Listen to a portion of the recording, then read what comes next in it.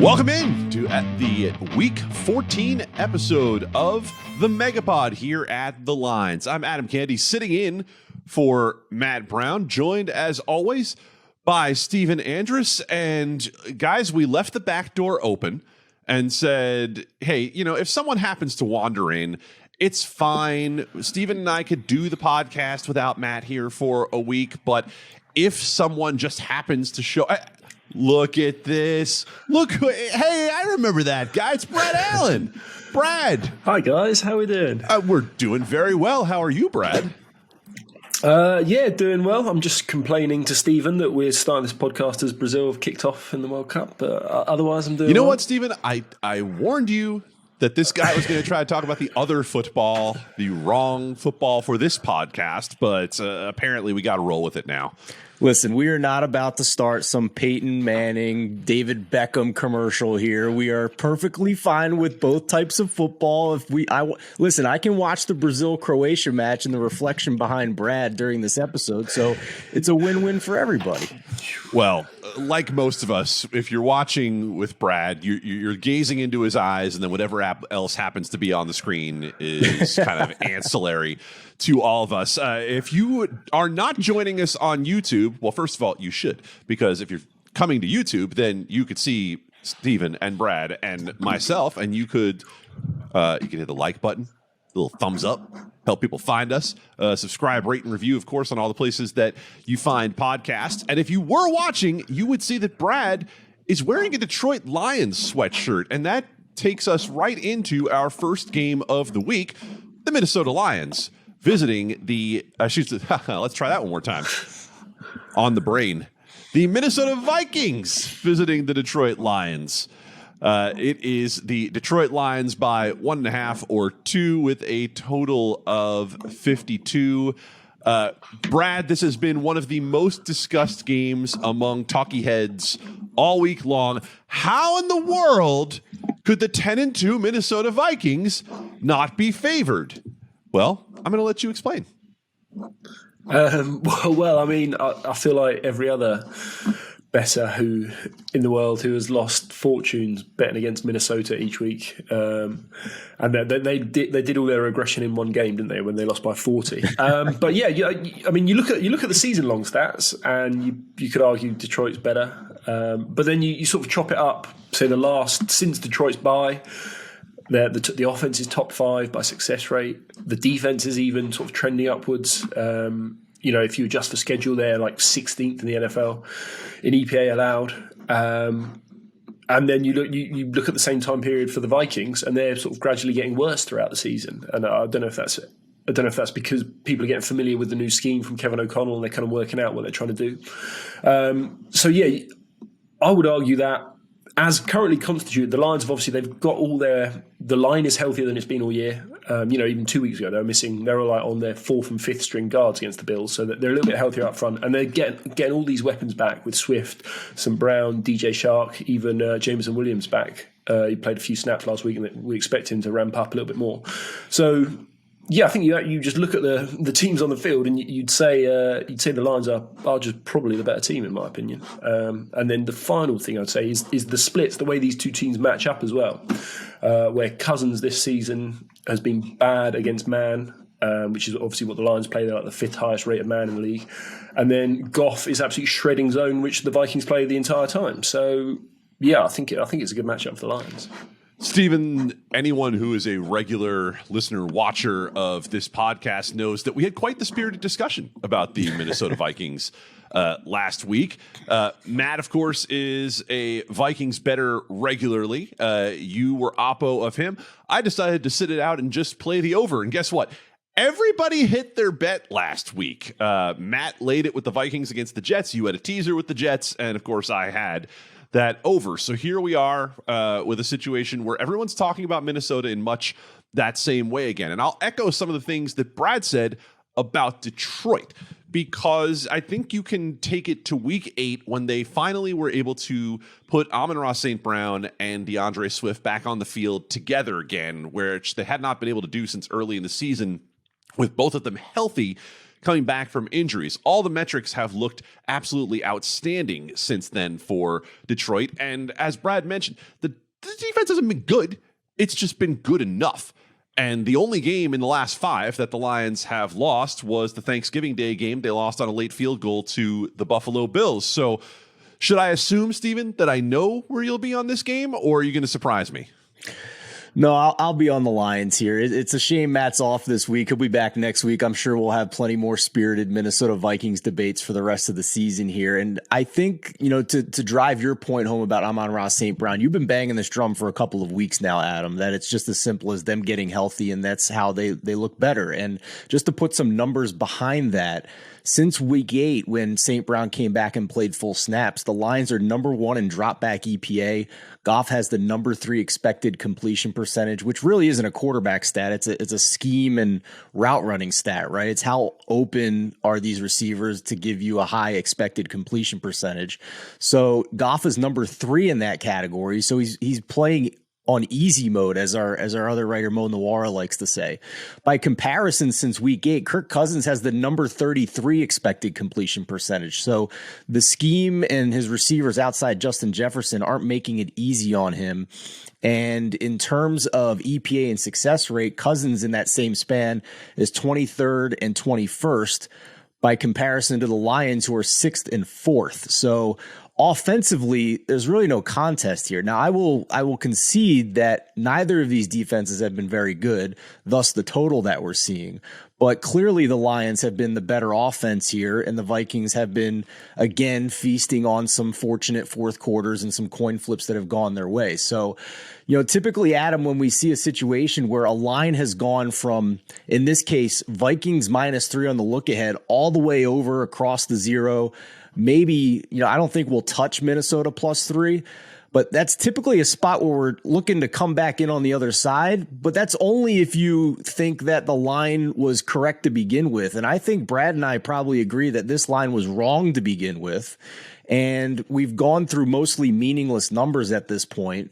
And Eli Hershkovich, our lead writer, is on the Lions. He got him early, but he said he'd be comfortable betting them anything under a field goal. So I agree with that. There's been a bit of buyback on the Vikings here as we record on Friday morning. So I'm just waiting to see where this levels out and just try and get a little bit better of a number. But yeah, I'm fine with anything under 3 here with the Lions. And of course, keep in mind, as we say always for folks, unless that actually does get out to the 3 on the other side, which of course it's not likely to do. Right. We don't pay as much attention to those moves between the 3s as we do, to moves in other key numbers. I'll tell you the one sort of slightly contrarian half a unit play that I have is I had under 53 when it hit that point earlier in the week. We don't spend a lot of time talking about bets that are not currently available, but I think that when we look at these two teams, we see that they do tend to play on the fast side. However, they play opposite depending on whether they have a big lead or whether they have a small lead or small trailing situation. So give it just a small play on that. The Jets in Buffalo.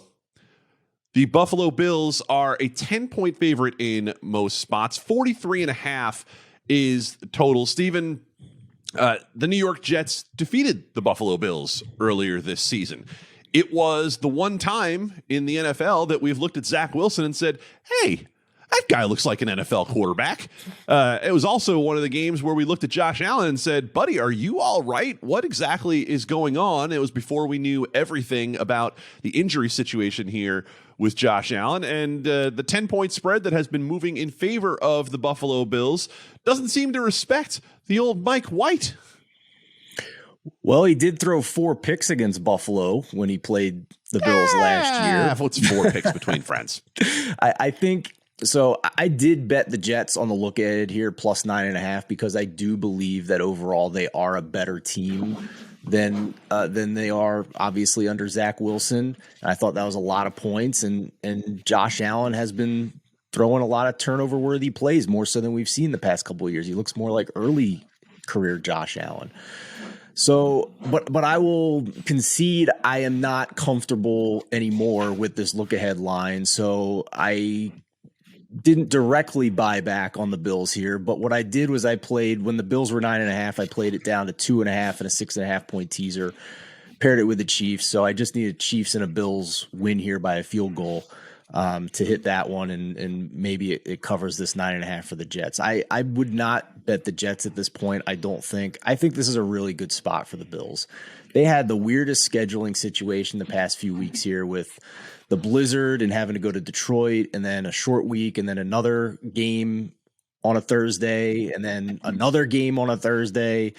And now they get 10 days off, get healthy, get rested, come back at home against the Jets. And I think you're going to get the best effort from the Bills here after what we saw was already a pretty impressive effort against the New England Patriots. So I did bet the look ahead. Not really comfortable with it anymore, to be quite honest with you. Brad, the Buffalo Bills are not as healthy and not as dominant as they were early on this year. We've talked plenty about the fact that they didn't have to blitz to get pressure when they had Von Miller. It hasn't quite been the same without Von Miller in the pass rush. It hasn't been the same in the secondary for the Buffalo Bills with some of the injuries they've sustained at safety and the lack of health they've had from Trey White for most of the year. And yet, here we are with this moving toward the Buffalo Bills. What say you on Buffalo -10 with 43.5? So I bet Jets when it opened on Monday at +9.5, and then I bet some more Jets yesterday at +10.5. And there's still a few 10.5s around there last time I checked. And to me, it's mainly, I mean, if we look at the first game, Jets had a 57% success rate in that, and the Bills were at 47%. So, it wasn't just like a fluke, a couple of turnovers. They did dominate that game. And to me, it's the Jets' defense. It's the Jets' defensive line where I think they probably can get pressure with 4. This Bills O-line is, it's fine, it's middling, but I think Josh Allen covers up a lot of warts. And I think they will be able to get pressure with 4. And then on the back end, I was listening to the Athletic podcast today, and they were talking about a lot of the Bills' offense is like it's Diggs or Gabe Davis. It's driving at their corner and then just cutting it off at 10 yards, getting a little 10-yard dig, curl route or whatever. And if you're playing soft, that works. And they're saying the Jets have the 2 best outside corners in the game, and they will not give you 10 yards free. They will they'll sit on you. They'll challenge them. So you sort of combine them together. You get pressure. You don't give up the sort of easy 10-yard completions.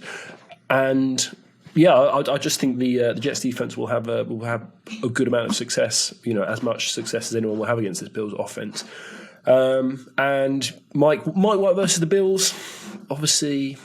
He's had a soft landing, hasn't he, with the Bears, and then they got injured in that game, and then obviously the Vikings. We've spoken about how fraudulent that defense is. It's sort of bottom 6 unit. So I am concerned about that, whether Mike White will have the success he's had the last 2 weeks. But I'm thinking if we can hold the Bills to 24 points or so, and we're getting 10 points, then I like our chances. Baltimore Ravens visiting the Pittsburgh Steelers. This line that obviously has moved quite a bit with the Lamar Jackson injury. We're looking at the Pittsburgh Steelers as of right now as 2-point favorites with a robust total of 36.5, although there are some 37s to be found out there as well. Guys, I am as invested in this game as I am in any game. I have Baltimore teaser legs. I have an over from earlier in the week. I actually have mine at 37. Look, Tyler Huntley, Brad, is not the greatest quarterback that we've ever seen. However, among backup quarterbacks, he's just fine. He does have a propensity for some turnovers. He also can run the football, not as well as Lamar Jackson, but certainly adds that dimension to this. Baltimore comes into this game a bit down, obviously, after last week and barely pulling it out against the Denver Broncos. And the Pittsburgh Steelers are, I guess we could say, at as high of a point as they've been all year long. How do you feel about Lamar Jackson not being in there and Tyler Huntley being in there for the Ravens? I think it's probably fair to say that Huntley's like a budget Lamar Jackson. Obviously the Ravens, they're smart in the way they build their team, and they got someone who plays a very similar style. And it seemed like all he does is play close games. You look at his record last year; it seems every game is pretty much within one score. And in this rivalry, I think the teaser leg you mentioned is obviously I mean, it has to be a good play with that total and with the history of these two teams. I think I saw the underdog is like 12-1 against the spread. These because anyone getting points when it's basically a coin flip is valuable. It's not one I've played personally, just because I don't really know what Tyler Huntley is. The Ravens have been very good since they traded for Roquan Smith. They've been like the best run defense in the NFL, like 25% success rate allowed. So that could force the game onto young Kenny Pickett here. And again, is that something you want to be trusting, especially as a favourite laying 2 points? So yeah, I think that teaser leg is great if you can get that. Brad has finally reached the age where he's calling rookie quarterbacks young. It's very interesting. We always thought of him as our baby, but here he is calling Kenny Pickett young. Add to the point, Stephen, about Roquan Smith, is a run defense grade in the 40s that has basically doubled by PFF since he got to Baltimore, and so this defense is playing well. We know that the Pittsburgh Steelers defense, however, has looked quite a bit different, unsurprisingly, since TJ Watt came back. So what do we think of the Pittsburgh Steelers and the Baltimore Ravens? Yeah, I'm with you guys on the teaser leg. I think the tougher question is, what do you pair it with this week? There's not a ton of options. What I did was take a kind of a non-traditional teaser, took the 6.5 to get the Chiefs down through the 7 and the 3. So Chiefs minus 2.5, and then the Ravens on that. And the other option I think is probably the best is Ravens with the Eagles this week. So we'll get to that game in a minute. But I echo what you guys are saying here. I've been buying on the Steelers since they came out of the bye. I think I've bet on them 3 straight weeks now. I'm not going to do it this week because I do think this is a bigger step up in class than the games and the success they had against the Saints, Colts, and the Falcons. And I expected to see more out of the Steelers offense against the lowly Falcons defense. They didn't really impress me in that game. So I'll be back on the Steelers next week when they're playing more bottom of the barrel, bottom 10 teams. I've already bet on the Steelers minus 2.5 against the Panthers, just in the outside possibility, that they win this game. They are favored in the game, and I didn't want to risk that line next week going to a full 3. So took the Steelers on the look ahead against the Panthers. But for this week, John Harbaugh knows this team inside and out, this Steelers opponent. You have to go back. I think it's been 9 consecutive games to find the last time that the Ravens lost to the Steelers by double digits, and that included some games with Tyler Huntley. So great teaser leg this week for sure. What I like about Baltimore in particular is that they've now had a week to prepare with Tyler Huntley. They've had a week to tailor the game plan more to him than to Lamar Jackson. It wasn't great last week, and yes, in the time that he was replacing Lamar Jackson last year, 3 big-time throws, 8 turnover-worthy plays for Lamar Huntley, for Tyler Huntley. I'm going to combine names all day today because it's early here on the West Coast. But there also was nobody else available on that team at that point when he was playing last year. Everyone was hurt for the Baltimore Ravens. I'm not saying that the receiving core is any better because it's not, but the offensive line is in better shape than it was for Tyler Huntley last year. You mentioned the Philadelphia Eagles there, Stephen, and they are visiting my New York Giants. It is the Philadelphia Eagles laying 7 in most spots with a total of 44.5. Eagles seem to have gotten back on track from where they were early in the season. And I'm not going to say the wheels have fallen entirely off the New York Giants, but the way Brad talked about the regression hitting the Minnesota Vikings all in 1 week, it's hit the New York Giants very steadily here over the last 3 weeks, coming off a tie that was what both teams absolutely deserved last week against the Washington Commanders. You said you like the Philadelphia Eagles as a teaser leg. Yeah, begrudgingly, I think if this line is 7 or 7.5, then I think it's fine to tease them down. I have a straight bet on them as well. If you were listening last week, I bet the Eagles minus 5.5. I thought that line was just completely wrong with the state of these rosters right now. So I still feel strongly about that. But as we record right now, we're at 7s and even a 7.5 popping up at BetMGM here with less juice on the Eagles. So I think we're now in teaser range for Philly. I expect the Giants to compete in this game. They play hard. They have great game planning with Brian Dable. But I mean, if you look at these two teams on paper here, and include what we know about the talent level that's left on both of these rosters. And the only issue we've had with the Eagles at any point this season has been their rush defense, which now is fixed. Jordan Davis came back, shut down Derrick Henry and the Titans last week. They still have the 2 additions off the street that they added, including Ndamukong Suh. So any issue I had with the Eagles has already been resolved starting last week. And the Giants, I think, just don't have the talent to cover a spread like this at this point. And that's I have high hopes for the Giants. They've beaten a lot of teams that are more bottom of the barrel, and I think that's put them into playoff contention. But man, this is a totally different ball game we're talking about here against the Philadelphia Eagles. Yeah, that is for the New York Giants, and they might be doing it without Leonard Williams. He's questionable to go for the Giants. That greatly affects their run defense. Brad, what we know about the Giants, and we know what specifically about Wink Martindale, is they're going to blitz and blitz and blitz. This could be an A.J. Brown feast day for the Philadelphia Eagles, depending on the success of those blitzes.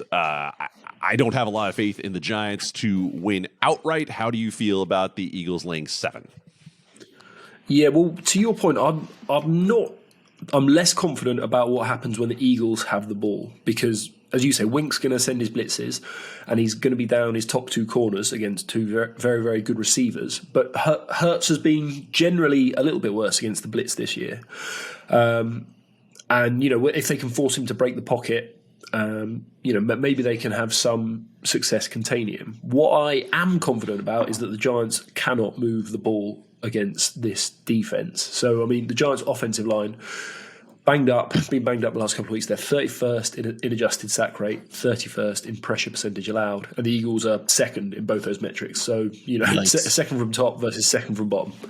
That's not ideal for them. And then obviously on the outside, say Danny Dimes does escape some pressure. His receivers are just nowhere near as talented as the cornerbacks they're going against. And then you add in the fact that Saquon's on the injury report this week. He's banged up. He's lost a bit of his burst in recent weeks as well. And yeah, as I checked this was 17.5 the team total on DraftKings about 40 minutes ago. And I had a good bet on the under there. I can't argue with that at all. With the struggles that the Giants have moving the ball in the first place, they really have not been willing to throw it long a whole lot. They did last week for a 55-yard completion for Darius Slayton, but their ability to get yardage in chunks is really not particularly great. And so, like where you're thinking there with under 17.5 on the New York Giants.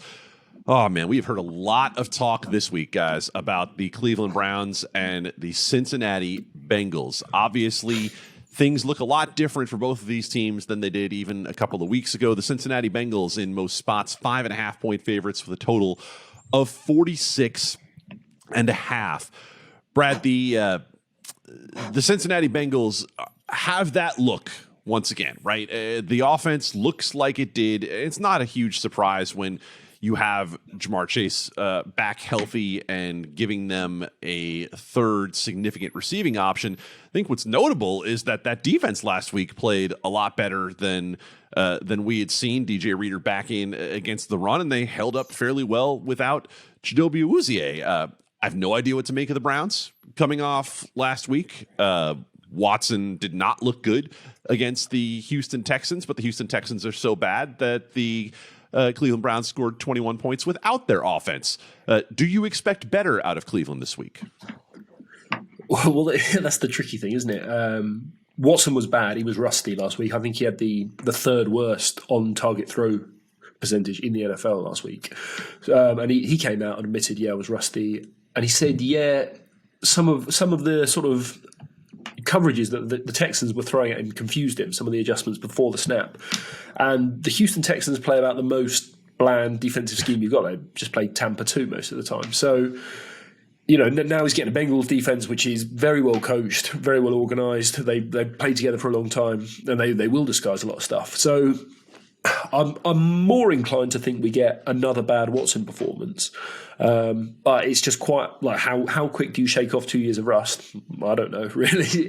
So that's what makes this whole thing tricky. I would say one potential way to look at it is maybe like a Browns first half, Bengals second half, because I think the Bengals have covered 18 of their last 21 second halves, just because of the adjustments they make at halftime, especially on the defensive side, whereas the Browns script is generally quite good at the start of games. So that could be one way into this, but it's not one I'll bet personally. Yeah, Stephen, we've talked quite a bit on this podcast about the Cincinnati Bengals defensive adjustments at halftime and what that's meant for them throughout the year. Joe Burrow has absolutely looked the part for the last couple of weeks here. The Cincinnati offense against this Cleveland defense is where I'm focused. I haven't played this game. However, let's not forget, just because Houston wasn't doing a lot offensively, how bad this Cleveland defense has been all year long. They've been in the bottom five in just about any metric that you'd like to pick. That being said, a lot has been made in the talkie head space this week about Joe Burrow not having beaten the Cleveland Browns in his young career yet. Do you put anything into that? To be quite honest with you, Adam, that's what I can't figure out this week, because you're right. On paper, the Browns D has been terrible, and I don't really care what they did against the Texans last week. I just draw a line through that. Kyle Allen is sub NFL level backup quarterback, but I can't figure out if this is the Browns defense we've seen most of the year that's been terrible, or if they just have some kind of game plan that works against Joe Burrow, because it's not just this past game that they've played against them where he was sacked 5 times and they lose to the Browns by 19, but even going back past couple of years, sack 5 times, lose by 25, sack 4 times, lose by 3, sack 3 times, lose by 5. I'm stuck in the middle on this one. It's a stay away for me. I would have been interested in Cleveland if this one moved to 6.5 or 7, but it's starting to come back the other way now. So it's clear. Take away my opinion, whatever. I'm stuck in the middle. I can't figure it out. For what it's worth, the market thinks there's something to that, because money has come in on Cleveland and moved this from 6 to 5.5. Brad, after that performance by Kyle Allen last week, are you guys still allowing him to come for Christmas? No. Okay. Apparently, Brad says we cannot have Kyle Allen at Christmas anymore. He's no longer invited to the Allen family. It's completely understandable, by the way, after what we saw. Jacksonville Jaguars visiting the Tennessee Titans. The Titans are 3.5 or 4-point favorites, depending on where you look.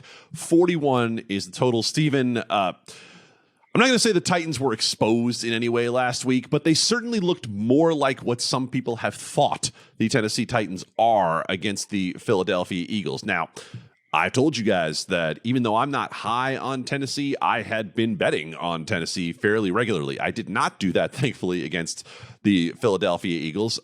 The competition takes a marked step down here to a Jacksonville Jaguars team that certainly had a lot of hopes coming in this year. At various points has shown a little bit of pluckiness, but certainly has not been a great side throughout the year.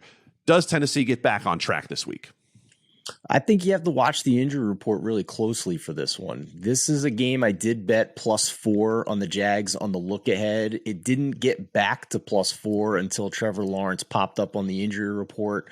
Back-to-back DNPs with a toe injury. It seems like he's still going to be okay to play, but obviously we have to monitor that. And if there's obviously any updates during the show, we'll let you know about that as well on his Friday injury status. But at the moment, all we know is back-to-back DNPs Wednesday and Thursday. But the Titans are also dealing with some issues here as well. Ryan Tannehill popped up again on the injury report with a second ankle injury this season.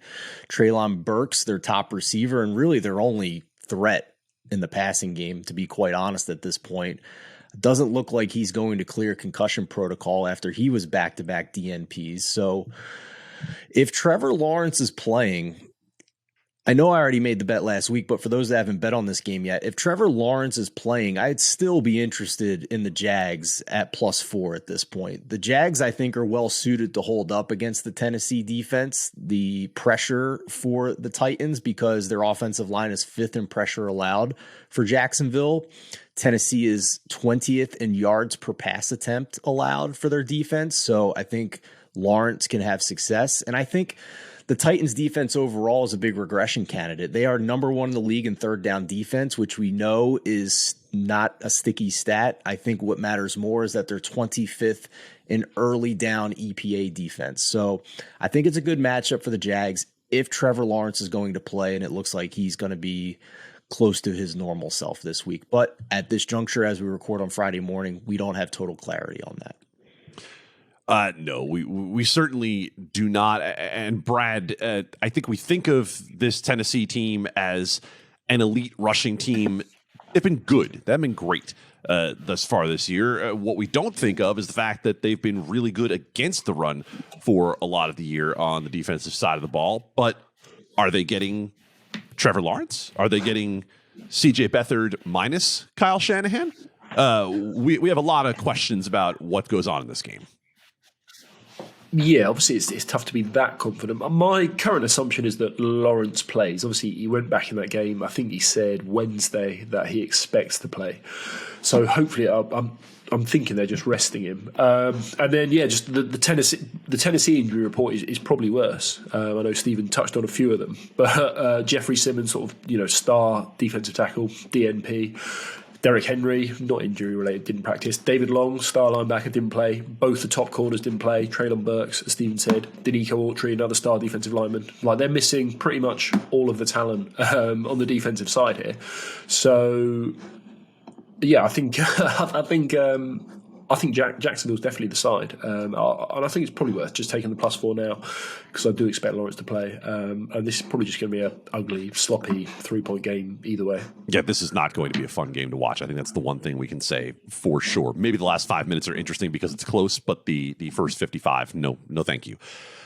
Speaking of, I don't want to watch that game, Houston is visiting Dallas. The battle for Texas has the largest spread of the year. Dallas is an 18-point favorite, 44.5 the total. But Brad, there's huge news. Kyle Allen got kicked out of family Christmas, and that means that Davis Mills is going to start again at quarterback for a Houston franchise that is basically a giant shrug emoji at this point. We have no idea week to week what we're going to get other than the fact that they're going to be pretty bad. How bad in what phase? Who knows? It could be any phase of the game. And Dallas right now is playing as well as it has all year. Now, don't be totally misled by that score last week against Indianapolis. That was a lot of turnover and defensive adjustment in the fourth quarter for a game that was a one-score game against Indianapolis coming in. However, Dallas overall is playing as well as it has all season. But, Brad, are they playing 18 points better than the Houston Texans? No, I had a tickle of the Texans at +18, and there's three reasons, I think. One, Davis Mills, clear upgrade over Kyle Allen. They threw Allen in there, just right. We're losing every game. Let's just try something. Let's see what we've got. And he was awful. he was much worse than Davis Mills. So immediate upgrade there. Bang. Two, the look ahead was +14.5 here. Obviously, the Texans failed to cover. Dallas won by 40. But as you say, Kevin Cole, formerly of PFF, he does adjusted scores based on success rate, stuff like that. And he had Dallas winning that game by 9. So it was turnover fueled. It was, all that stuff. So if that's inflated this by 3.5 points, that's probably wrong. And the same on the Texans side. They lost by whatever, they lost by 20, but 3 DST touchdowns in there. That's going to be fluky as well. So, and then the last thing is just that Houston, the way they want to play the game is to run the ball, and that is the only way really to attack the Dallas defense. You don't want to drop back and pass. So, can I see a game like the Eagles where they run the ball 35 times for 160 yards?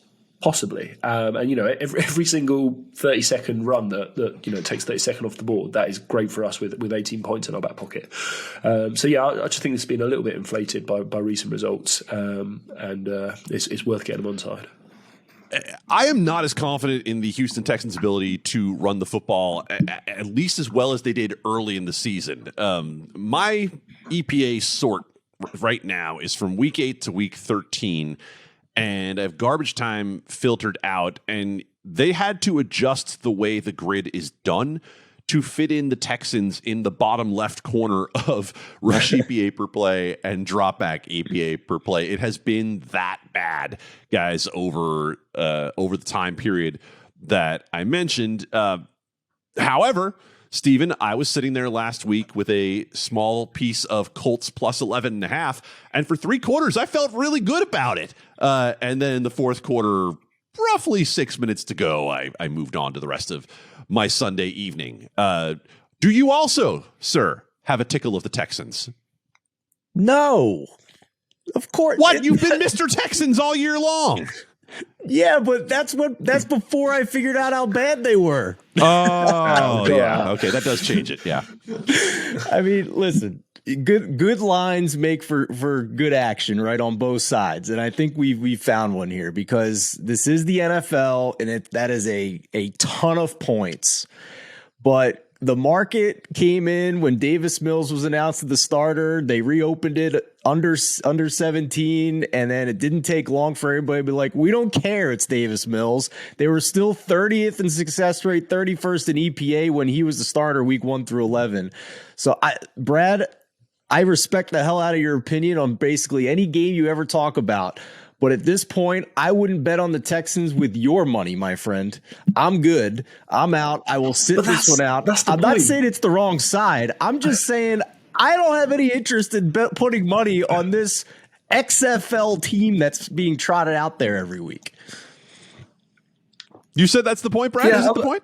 Yeah, that is the point. No one's betting the Texans. Like, everyone's burnt. They've literally set money on fire all year long betting the Texans. So we're getting a couple of extra points. There is. Yeah. And you know what? Some people like to hold their nose and bet the stinky cheese. And this is one Limburger too far for me. Well, guys, if we're going to talk stinky cheese, let's talk about the stinkiest of cheese. It comes from Colorado this week as the Kansas City Chiefs visit the Denver Broncos. Kansas City's out to 9.5 in most spots. 43.5 is the total. Steven, what combination of factors would have to happen for you to voluntarily, with no bets, say, I'm going to watch the Denver Broncos play 3 hours of football in any given week? It would probably involve blackmail. Or forced confinement, something along those lines. That's fair. Now, you mentioned earlier a Kansas City teaser. When it was still at 8.5, I couldn't run fast enough to tease Kansas City down. And you guys have heard me say for 13 weeks that teasing down this year has not overall been a profitable strategy. We've seen Russell Wilson actually, by the numbers, play a little bit better the last 2 or 3 weeks. And it hasn't mattered at all. So if we've been trying to figure out is it Nathaniel Hackett, is it Russell Wilson? Well, it's still both, but I think the scale is tilting toward Nathaniel Hackett here right now. Kansas City at 9.5. Again, the teaser doesn't look the same way as it used to, obviously. What way do you see on this game? Yeah, I'm okay. 9.5 is tough here because now it's a 7-point teaser to get it down through the 3, and that's a lot of juice. I think it's typically minus 140, and even some of the domestic books are charging more than that. So I think at this point it's probably a pass on Kansas City. This is a team that has been just overinflated as a favorite for most of the year and haven't covered a lot of spreads, to be quite honest with you. So I think the ship has sailed on Kansas City as a teaser leg at this point. Although, as I sit here right now, there's actually some difference here. So as of Friday morning, most of the books are at 9.5. There is a 9, and there is actually an 8.5 available at some books. So go to lines.com under the NFL tab, week 14 odds. You'll be able to see which books have which odds here. So 8.5, I might run over the bridge right now after we're done recording and get some more teasers in here on Kansas City if this 8.5 is still there. But anything more than a 6.5 point teaser to get it to 2.5, I'm not going to be interested in here. I think the Chiefs do enough here against the Broncos. The other thing we haven't talked enough about is all the injuries that the Broncos have had overall, especially on defense. And this is starting to not really be the Broncos defense that it was in the first half of the year. Don't really care what they did against the Ravens last week. That's been an offense that's been struggling for weeks now.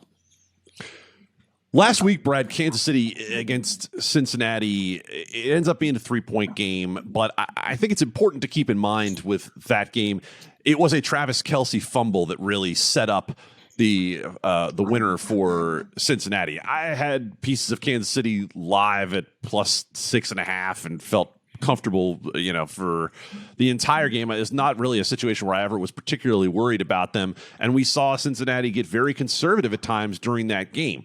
So all that to say, I haven't moved Kansas City from the top of my power ratings after last week. 9.5 is a huge number on the road, as Steven mentioned. 9's 8.5 available elsewhere. I know Kansas City's defense has not been good, but do you think they're bad enough that the offense can't account for 10 points against Denver? Well, yeah, I kind of like the under because of that point. To start with those injuries, Denver's going to have 2 backup tackles in here. They're down 3 receivers. I think Sutton's out again with Hamler and the other guys this week. So they're basically down to Jerry Jeudy and then Kendall Hinton, obviously playing quarterback for him last year. Yeah. So it's a very bare cupboard, and even before those injuries on the offensive line, Denver's OL was 32nd in pressure percentage allowed, and the Chiefs are 7th in pressure percentage allowed. And we know that Russell Wilson holds the ball, and you can sack him. So especially when he doesn't have any receivers. I kind of think we just see more of what we've seen out of Denver all year long, where they're averaging like 13 points a game. I don't really see why they would suddenly get more than that here. So that does potentially push me to under 44, especially if we see the Chiefs who are just rolling out the generic playbook. They're saving the good plays. So yeah, I could only lean Chiefs to cover because of losing last week. But they're in the race for the 1 seed here. They're going to be focused. But yeah, I think under 44 is probably the best way to go. Yeah.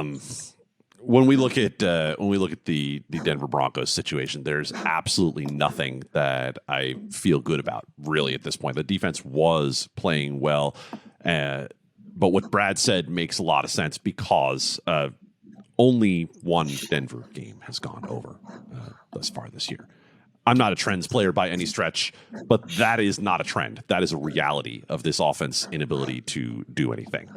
Carolina visiting Seattle. This opened with Seattle in a much larger number. It is now down to Seattle 3.5 with a total of 44.5.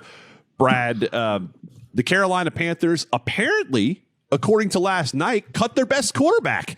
Baker Mayfield showing out against the Las Vegas Raiders in one of these stranger second halves that we've seen, final drives that we've seen. I don't know. I don't know what to make of that. But Baker Mayfield's not involved in this game.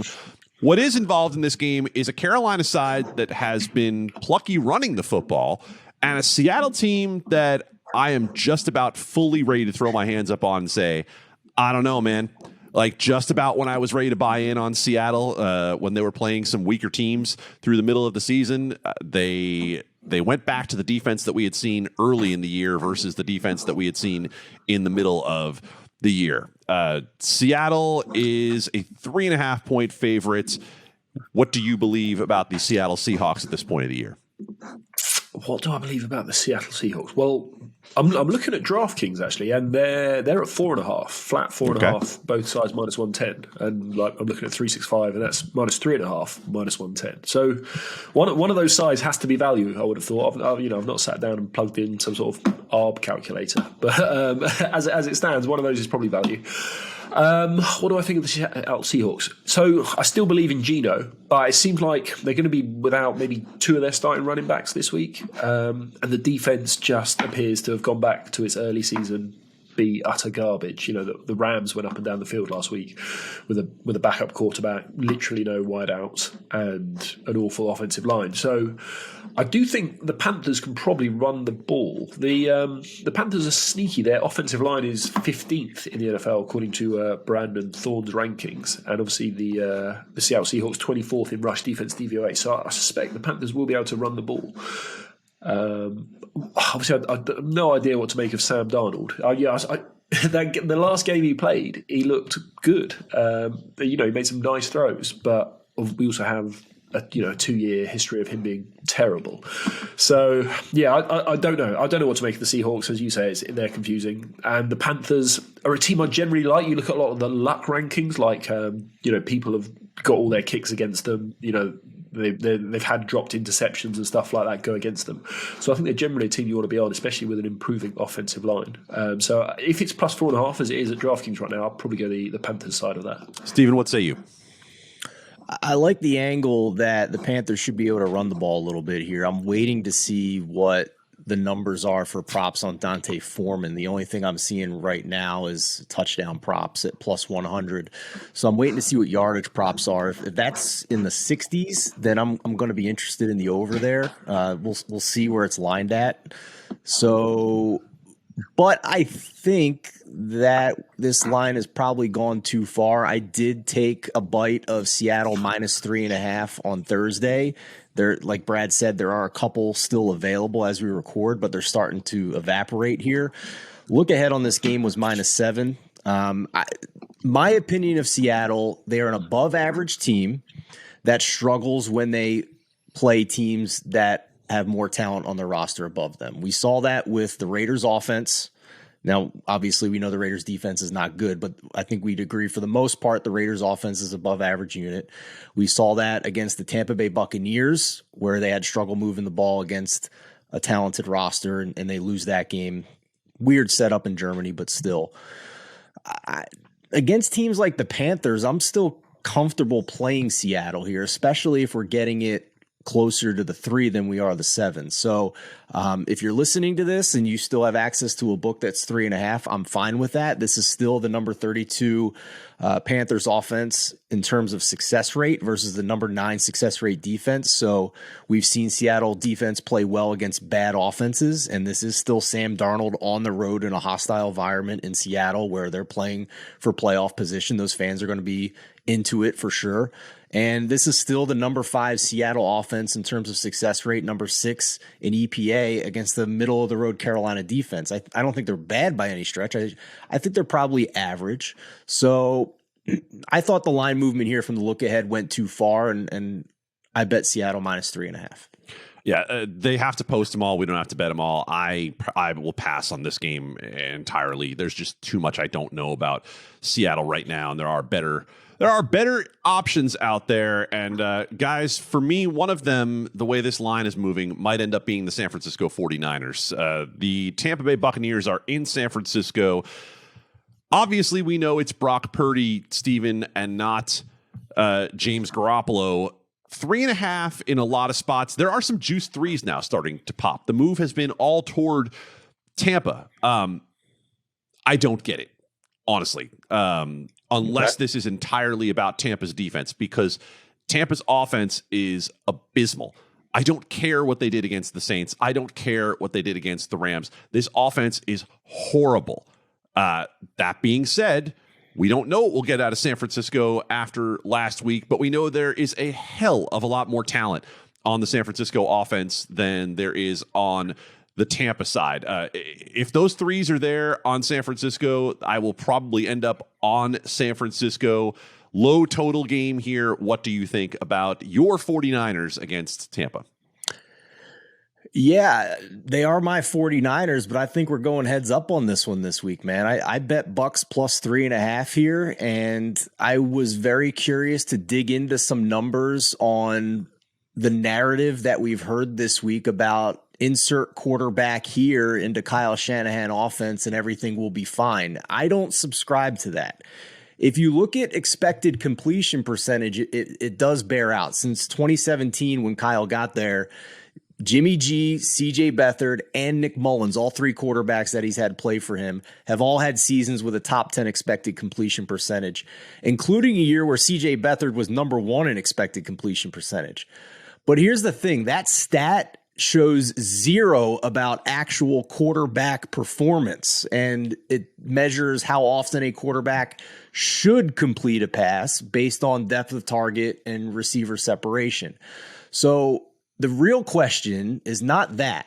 The real question is, how have non-Jimmy G quarterbacks actually performed in this offense. And among quarterbacks with at least 600 pass attempts since Kyle Shanahan got there, Nick Mullins was 28th in EPA, 23rd in success rate. CJ Beathard was 46th in EPA, 38th in success rate.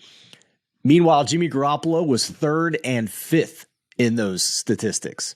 And if you look at the records, the 49ers are 42-19 in games Jimmy G plays and 9-29 in the Kyle Shanahan era when Jimmy G's not on the field. That is an enormous difference. Now, I don't disagree with you that the Bucs offense has showed us nothing.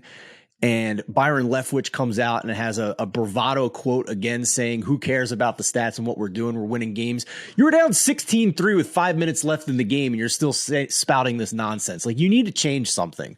So the 49ers defense, I concede, can fully wreck this game.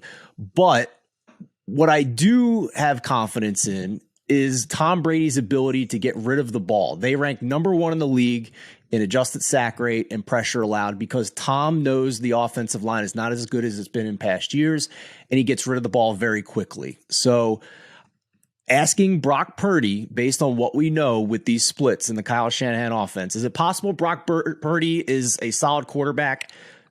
Sure, it's in the range of outcomes somewhere, but this is still a 7th-round rookie quarterback in an offense where we've seen backup quarterbacks still struggle no matter how much talent he has around him. So I'm getting 3.5 with a knowledgeable quarterback who knows how to avoid pressure in a game with a total of 37.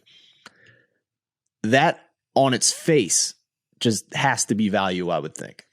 And to your point, I don't think we're necessarily heads up because I'm not playing it at 3.5, right? Fair. I like it at 3. I don't like it at 3.5. Brad, Tampa, Tom Brady can get rid of the ball, correct? But San Francisco's defense is a completely different animal, and they're playing like it right now. Yeah, they said Tua could get rid of the ball last week as well, and that fair point. Terribly fair point. I mean, obviously, the question is Nick Bosa. So he's missed 2 consecutive practices. They're talking about hamstring irritation. So, yeah, I mean, if he plays and he's going up against the backup right tackle Josh Wells, then I think he's getting another 3 sacks and Tom Brady's getting his face caved in. But whoa. That is a national treasure of a face. It cannot be caved in. Yeah. That's like a $5 million plastic surgery face, that is. He's gradually getting more and more gaunt. It's a very strange look he's going for. That is true. Now. Anyway, Nick